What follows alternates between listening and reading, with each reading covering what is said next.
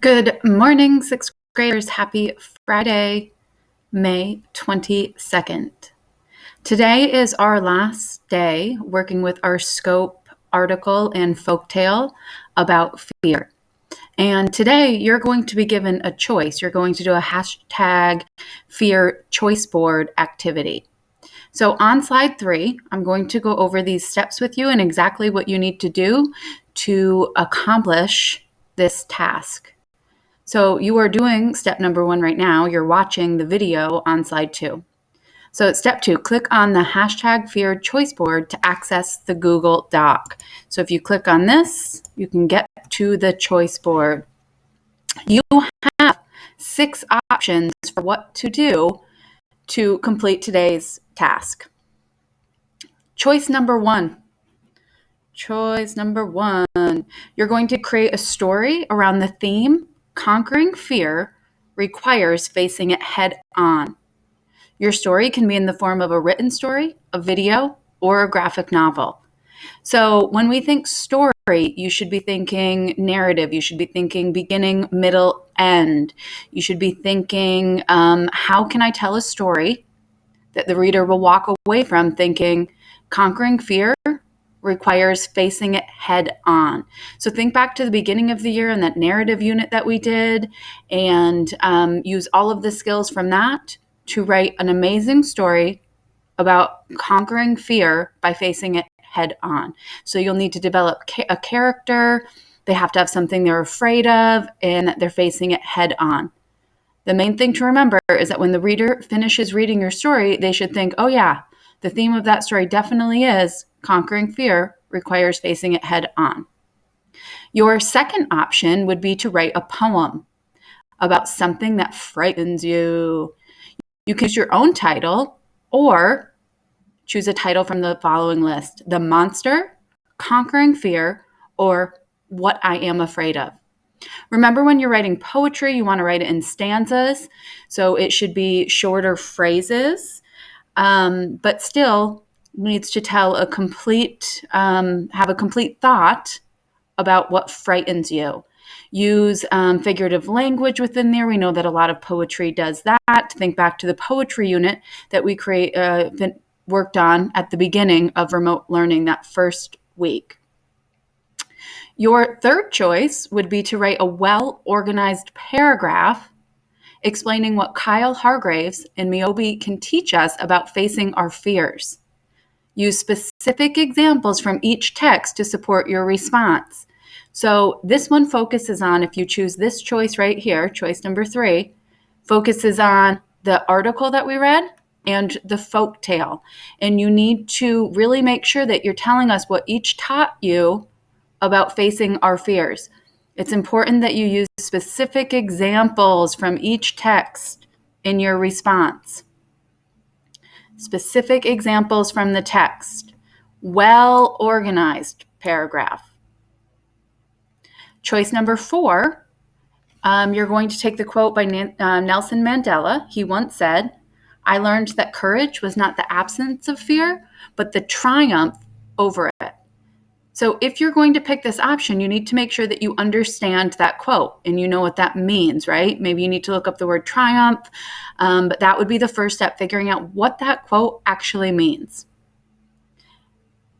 Then you think about what do you think he meant by that? So that's that whole idea of analyzing that quote. What does that quote mean? Then you're going to think about how that quote applies to the article and the folk tale. And in this option, you are required to write an essay.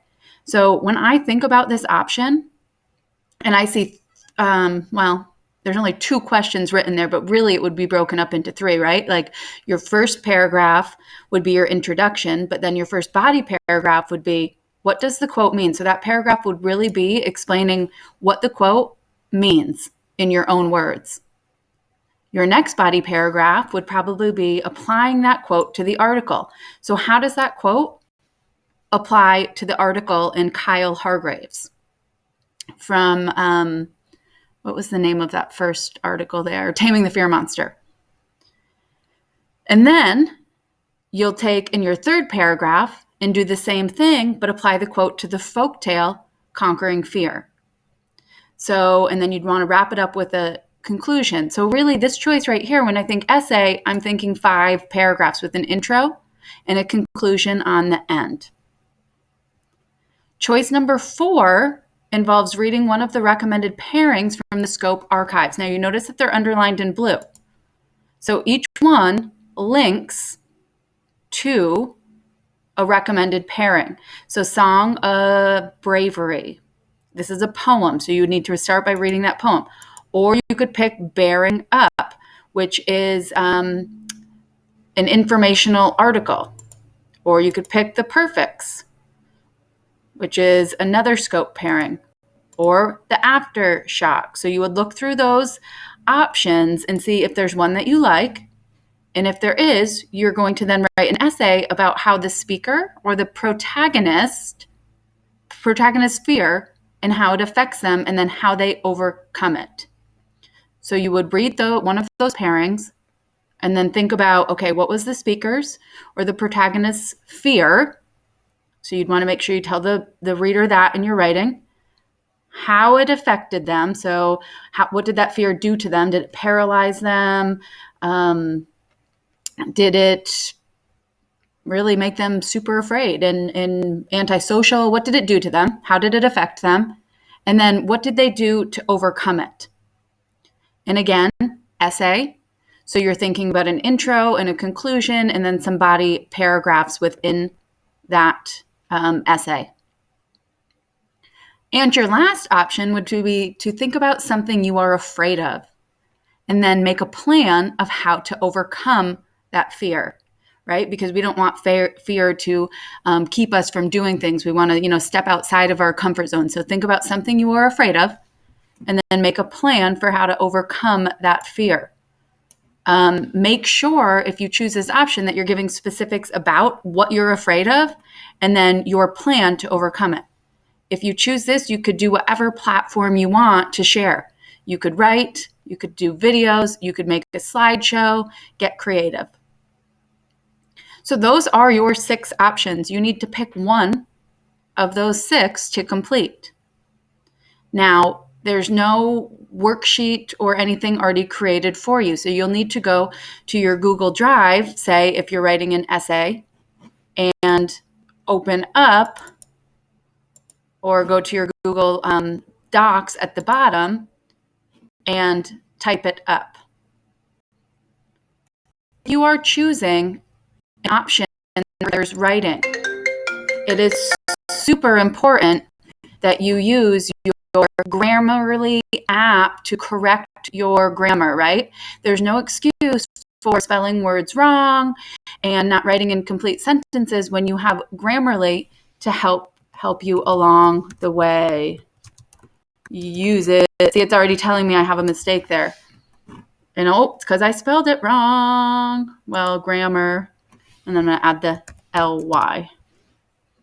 Right? Use your Grammarly extension. So helpful. So you would type up your answer. You would reread it to make sure it makes sense. You would revise and edit, right? You would use text evidence if you need to, all of those things. So here's my mistake. I'm going to go under it. It's telling me I need a space in there. So anything underlined in red, you need to fix. Grammarly, use it. If you are going to do a recording, you need to figure out how you're going to do that. Maybe you want to record it with your phone and then upload it from that to Google Classroom.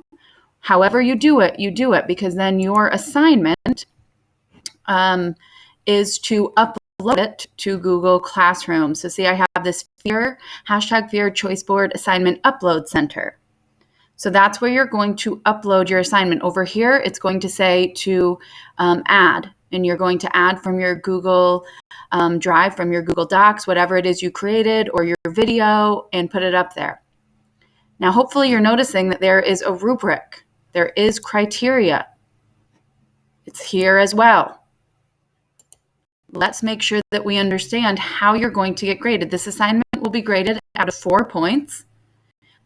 First category is effort, which should look familiar because that's how we're grading your assignments each week.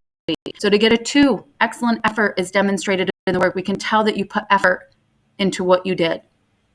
You'll get a 1 if we're like, they look like they spent a little bit of time on this, but they probably could have put a little more into it. And a 0 for little or no effort demonstrated in your work. Audience ready is your second category. You are sharing this with an audience, so you need to make sure that your work is ready for an audience to see. So to get a 2, your work is ready to be viewed by the audience. If it is written work, it is free of grammatical errors, and that's where that Grammarly comes in handy. If it is a video, you appear to have rehearsed, and it is professional looking and sounding, right? You want to make sure that your video flows nicely. It's not like you just put the camera on and blurted out a bunch of words and turned it off. Rehearse it. Make sure it sounds professional and looks professional. You are doing this for school, so that's different than when you make a video for, say, your friends. You always need to keep your audience in mind when you are creating things. And a 1, again, somewhat ready to be viewed by the audience. There's a few grammatical mistakes. It's somewhat professional looking and sounding. And then a 0, this was not ready for the audience that it's meant for. There's several grammatical errors which affect readability, which tells me that you did not use Grammarly.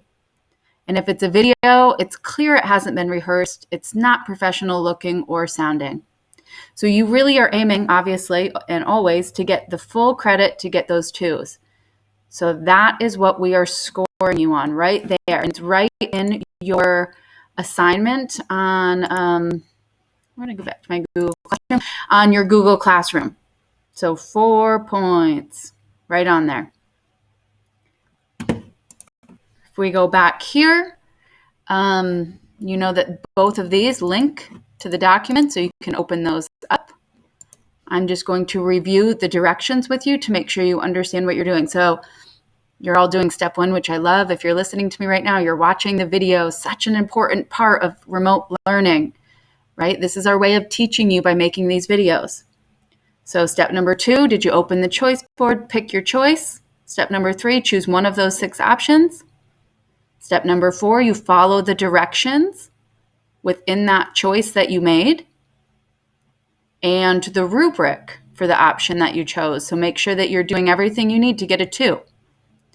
Once your work is audience ready and you put your best effort into it, then you complete step number 5, which is to upload your work to Google Classroom, assignment titled #Fear Choice Board.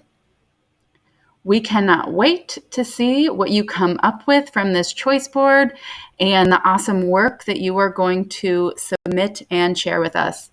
As always, if you have any questions, please reach out, ask. That's what we're here for. We're here to help you be successful. So good luck, and I'll see you later.